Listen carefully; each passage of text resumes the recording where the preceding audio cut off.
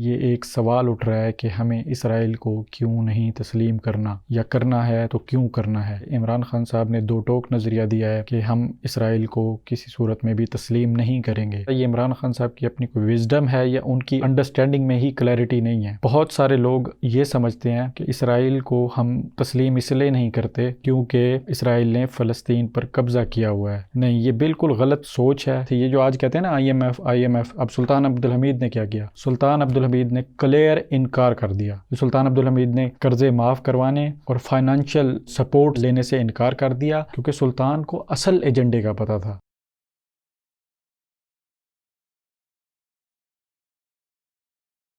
السلام علیکم ناظرین، میں ہوں آپ کا ہوسٹ نعمان شاہ۔ ناظرین، آج جس موضوع پہ میں گفتگو کرنا چاہتا ہوں وہ ہے اسرائیل کے حوالہ سے۔ یو اے ای کے اسرائیل کے ساتھ سفارتی تعلقات بحال کرنا اور آپس میں ٹریڈ اور دوسرے معاہدے کرنے کے بعد پوری مسلم دنیا میں یہ ایک سوال اٹھ رہا ہے کہ ہمیں اسرائیل کو کیوں نہیں تسلیم کرنا، یا کرنا ہے تو کیوں کرنا ہے۔ اس کے حوالہ سے بہت سارے تجزیہ نگار ویڈیوز بھی بنا رہے ہیں اور اپنا نقطہ نظر سب کے سامنے لا رہے ہیں۔ پاکستان کے حوالہ سے عمران خان صاحب نے دو ٹوک نظریہ دیا ہے کہ ہم اسرائیل کو کسی صورت میں بھی تسلیم نہیں کریں گے۔ یہ بالکل ان کا ون لائنر بہت زبردست پالیسی سٹیٹمنٹ ہے، اور ساتھ ہی انہوں نے ایک اور بات کہہ دی کہ اگر ہم اسرائیل کو تسلیم کر لیتے ہیں تو پھر ہم کشمیر کو بھی ہمیں ماننا پڑے گا، یعنی کہ اسرائیل فلسطین پر ظلم کر رہا ہے تو وہ جسٹیفائی ہو جائے گا، تو پھر ہم کشمیر کو بھی ہمیں اسی تناظر میں چھوڑنا پڑے گا۔ تو یہ جو انہوں نے بات کی آگے، یہ بہت کنفیوژن والی بات ہے، یہ اصل نظریہ کے خلاف ہے۔ اب یہ مجھے نہیں پتا یہ عمران خان صاحب کی اپنی کوئی وزڈم ہے یا ان کی انڈرسٹینڈنگ میں ہی کلیئرٹی نہیں ہے۔ بہت سارے لوگ یہ سمجھتے ہیں کہ اسرائیل کو ہم تسلیم اس لیے نہیں کرتے کیونکہ اسرائیل نے فلسطین پر قبضہ کیا ہوا ہے، یا فلسطین کے ساتھ جو ظلم کر رہا ہے، انسانی ہمدردی کی بنیادوں پر، ہیومن رائٹ بیسس پہ ہم نے اسرائیل کو تسلیم نہیں کرنا۔ نہیں، یہ بالکل غلط سوچ ہے، یہ بالکل غلط نظریہ ہے۔ اگر اسرائیل کا فلسطین کے ساتھ کوئی ایشو نہ بھی ہوتا تب بھی ایز اے مسلم ریاست ہم نے اسرائیل کو تسلیم نہیں کرنا تھا۔ یہ بات آپ کو اس وقت تک نہیں سمجھ آئے گی جب تک آپ اسرائیل کا نظریہ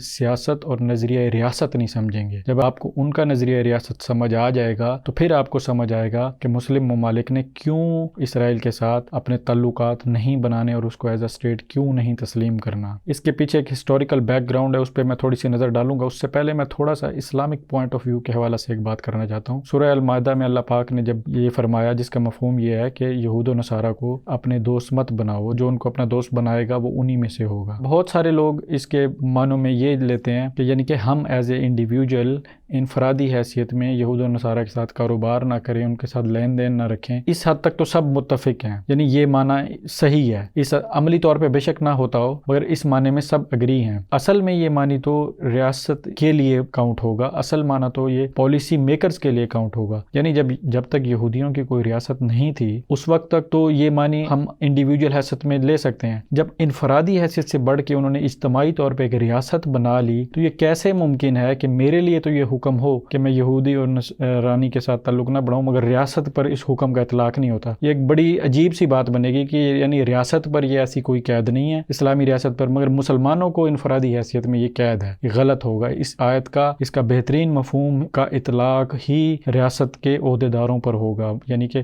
پالیسی میکرز پر ہوگا۔ انفرادی حیثیت میں ہمارے تعلقات یا ہمارے کاروبار وہ چھوٹے رہ جاتے ہیں جب ریاست سفارتی معنوں میں قرآن کی اس آیت پر عمل کرے گی، وہ اس کی اہمیت زیادہ ہے۔ ریاست یہود و نصارہ کی ریاستوں سے تعلقات مت بنائے، وہ تمہارے دوست نہیں ہیں، ان کے پالیسی میکرز تمہارے دوست نہیں ہیں، ان کے عہدیداران تمہارے دوست نہیں ہیں، ان کے لیڈرز تمہارے دوست نہیں ہیں۔ عام انفرادی حیثیت میں یہودی ہو یا نصرانی ہو وہ تو مسلم ریاست میں رہ بھی سکتا ہے، اس کی تو اجازت ہے، اقلیتوں کے حساب سے وہ رہ سکتے ہیں۔ بات پالیسی میکرز کے درمیان ہے۔ بہترین اطلاق ریاست کے عہدیداروں پر ہوگا، ہمارے حکمرانوں پر ہوگا۔ تو حکمران کسی صورت میں بھی قرآن کے اس حکم کے مطابق ان سے سفارتکاری نہیں کر سکتے ان کی ریاست سے۔ ایک نقطہ یہ ہو گیا۔ اچھا، اب میں اسرائیل کے حوالے سے جو ہسٹوریکل بیک گراؤنڈ ہے وہ آپ کو سمجھانا چاہتا ہوں تھوڑا سا۔ اسرائیل کی تاریخ کے پیچھے ایک بہت اہم کردار ہے جس کا نام ہے تھیوڈر ہرزل۔ یہ ایک صحافی تھا، جرنلسٹ تھا، سوشل ایکٹیوسٹ بھی تھا۔ اس نے یہ جو صہیونی زائونسٹ نظریہ ہے کہ یہودیوں کی ایک ریاست ہونی چاہیے، اس نے اس نظریے کو پروان چڑھایا۔ یہ فاؤنڈر ہے،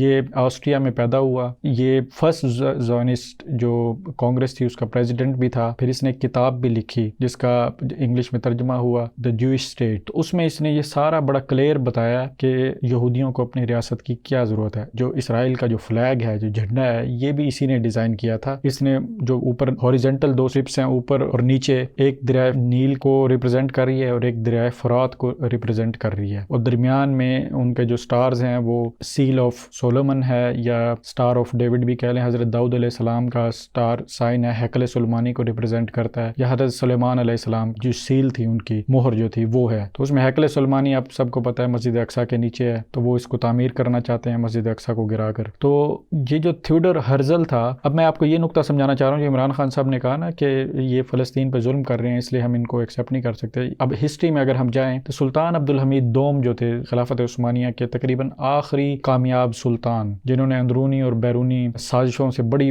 دلیری سے اور بڑے عقل مندی سے اس کا مقابلہ کیا اور خلافت عثمانیہ کو گرنے سے بچایا. تو تھیوڈر ہرزل نے سلطان عبدالحمید سے رابطہ کرنے کی کوشش کی، یعنی یہ آسٹریا میں تھا، پھر ویانا میں، اور اس کی پوری تاریخ ہے، یہ آپ پڑھنا چاہیں تو پڑھ لیں. تو تھیوڈر ہرزل نے جب سلطان عبدالحمید سے ملاقات کرنی چاہیے 1896 میں، تو سلطان نے معلوم کیا یہ بندہ کون ہے. تو ان کو یہ پتہ چلا ان کے وزیروں سے کہ یہ ایک یہودی ریاست بنانا چاہتا ہے. تو سلطان نے انکار کر دیا اس سے ملنے سے. تو اس نے 4 سال اپنے سفارتی تعلقات استعمال کیے. بالآخر یہ 1900 یا 1901 میں اس کی سلطان عبدالحمید سے ملاقات ہو گئی، اور اس نے ٹیبل پہ انہوں نے کیا معاہدہ پیش کیا. اس نے چونکہ یہ یہودی جو بینک تھا اس وقت کا، اس کا فاؤنڈر بھی ہے، اس نے دنیا سے جتنے بھی امیر یہودی تھے ان سے سرمایہ لے کے ایک بینک بنایا. سرمایہ دارانہ نظام بھی لانا چاہتا تھا یہ اسرائیل اسٹیٹ کے ذریعے. تو اس نے سلطان عبدالحمید کو یہ کہا کہ اگر آپ فلسطین ہمیں دے دیں، یہودیوں کی جو پرومس لینڈ ہے، یہ اس نے پرومس لینڈ جو یعنی کہ جو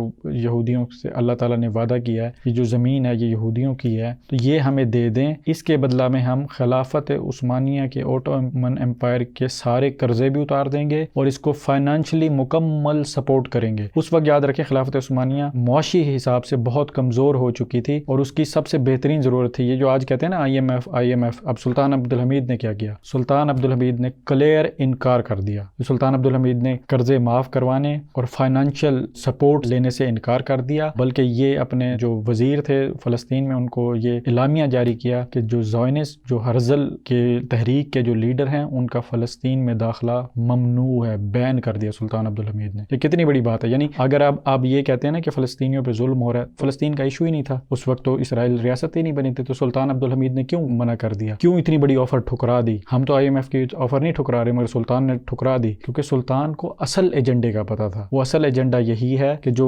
2 بلیو سٹرپس ہیں، فرات اور نیل کے درمیان کا سارا حصہ ریاست اسرائیل بنے گا. اگر آپ گوگل میپ پہ جا کے دیکھیں تو آپ گوگل پہ صرف ایک طرف دریائے نیل ڈالیں، اس کا میپ سرچ کریں، پھر ایک طرف دریائے فرات ڈالیں، اس کا میپ سرچ کریں، اور 2 ہاریزونٹل لائنیں کھینچیں دونوں، تو اس میں آپ کا مکہ، مدینہ، شام، عراق، ایجپٹ، یہ سارا آ جاتا ہے اس کے اندر. تو یعنی یہ جو گریٹر اسرائیل ہے اس کا مطلب یہ ہے کہ مکہ اور مدینہ کو نعوذ باللہ اس کو بھی اسرائیل کا حصہ بنانا. آپ گوگل کر کے دیکھ لیں، آپ کو مل جائے گا میپ میں یہ سارا. 2 ہاریزونٹل لائنیں دیکھیں اور آپ کو ساری سمجھ آ جائے گی اس کا کیا مطلب ہے. پھر تیسرا ہیکل سلیمانی جو حضرت سلیمان علیہ السلام کا جو ٹیمپل ہے مسجد اقصیٰ کے نیچے. اب یہ تو بات بالکل کلیئر ہو گئی کہ فلسطین کا مسئلہ بالکل علیحدہ ہے، ان پر مظالم کا اگر وہ نہ بھی ہوتا تب بھی مسلمان ریاستیں اسرائیل کے وجود کو مان نہیں سکتی. کیونکہ اگر ہم بحیثیت مسلمان اگر ہم اس پر ہمارے لوگ بلیو نہیں کرنا چاہتے دجال یا اینٹی کرائسٹ اس نظریہ پر جو اسلام کا ہے، ایسکیتھولوجی آف اسلام یا اینڈ آف ٹائمز کا نظریہ ہے جو حدیث میں ملتا ہے، اگر آپ اس پر نہیں بھی بلیو کرتے تب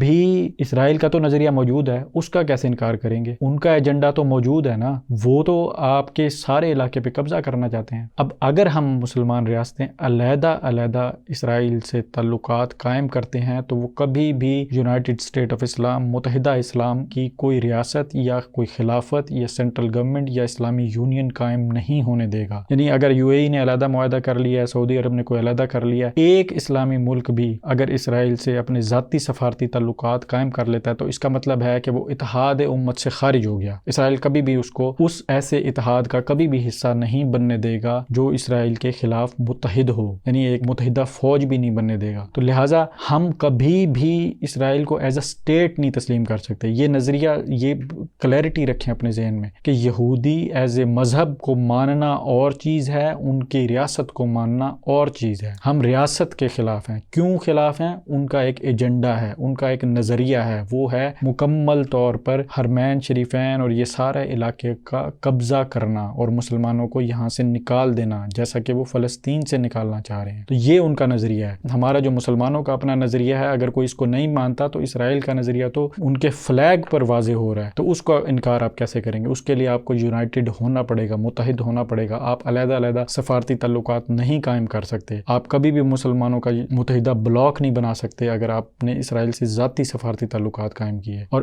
ہاں، اگر کوئی یہ کہتا ہے کہ متحدہ یعنی ہمیں اسرائیل سے تعلق قائم کرنا ضروری ہے، وقت کی ضرورت ہے فائنینشلی یا معاشی طور پہ، تو پھر آپ یہ کریں کہ متحدہ پالیسی بنا لیں۔ تمام اسلامی ملک 57 OIC والے اسرائیل کے متعلق ایک متحدہ پالیسی بنا لیں کہ یہ ہمارے سفارتی تعلقات کی یہ ایجنڈا ہوگا، یہ نکات ہیں، یہ ٹرمز اینڈ کنڈیشن ہیں، اس کو جو ملک فالو کر کے پھر تعلقات قائم کر لے۔ جو ان ٹرمز اینڈ کنڈیشن کو اوور رائڈ کرے گا وہ ہماری یونائٹڈ اتحاد سے خارج ہو جائے گا اور کوئی مسلمان ملک اس سے سفارتی تعلقات نہیں قائم کرے گا۔ آپ اسرائیل کے خلاف متحدہ ایک پالیسی بنا لیں تمام اسلامی ملک 57 کے 57، پھر بے شک اپنی ٹریڈ بھی کریں، پھر بے شک اپنے تعلقات بھی قائم کریں، پھر کر لیں آپ، پھر جو سا کرنا ہے، کیونکہ جب وہ ایک متحدہ پالیسی آ جائے گی اس کو تو اوور رائڈ کوئی نہیں کر سکے گا، اس کو کوئی نہیں توڑ سکے گا، تو سارے محفوظ ہو جائیں گے اور ایک اتحاد بن جائے گا بہترین قسم کا۔ جزاک اللہ۔